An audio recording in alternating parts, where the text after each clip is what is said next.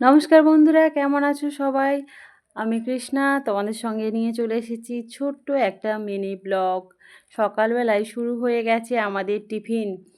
নতুন পুরনো বন্ধু সবাইকে অসংখ্য ধন্যবাদ, যেমন পাশে আছো পাশে থেকো। আর বড়দের প্রণাম, ছোটদের ভালোবাসা। আর সবাই আমার তরফ থেকে অনেক অনেক ভালোবাসা নিও। দেখো শুরু হয়ে গেছে আমাদের টিফিন। হালকা ফুলকো চাউমিন আর একটু কিষান সস আর এদিকে কাসুন্দি দিয়ে আমরা চাউমিনটা শুরু করে ফেলেছি খাওয়া। এটা কি করবে? দেখো এটা চিকেন তারপরেই পকোড়া শুরু হবে। হয়ে কি গেছে কি দিয়েছিস এদিকে মশলা? চিকেন এটা পকোড়া করার পেঁয়াজ জন্য। কুচি, লঙ্কা কুচি, আদা বাটা, রসুন বাটা, দেখতে থাকো সবাই, জিরে ছোট্ট গুঁড়ো, মিনি গোলমরিচ ব্লগ গুঁড়ো, একটা।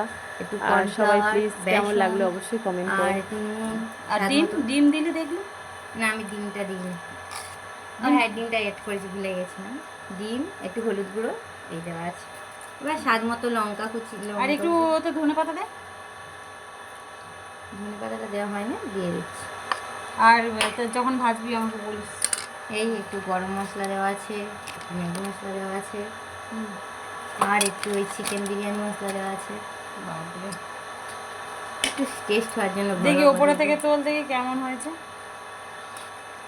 আর একটু লেবু, হ্যাঁ মেন ইনগ্রিডিয়েন্টস হচ্ছে লেবুর রস দিলে তবে এটা মাংসটা সব একটু নরমও হয়ে যায় আর কিন্তু গোটা গোটাও থাকে।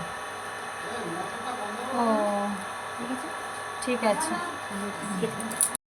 দিয়ে দেয় তো থেকে হয়ে গেছে, রেডি? ভাজছিস? সব হয়ে গেল ভাজা?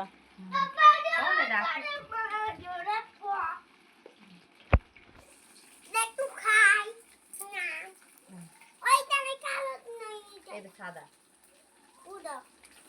ঠান্ডা রেখে দিই, এটা ঠান্ডা। টেস্টি। দুটো বাটিতে করে নিয়ে যাও, পিসে আর তুমি বসে বসে খাও। খেয়ে দে।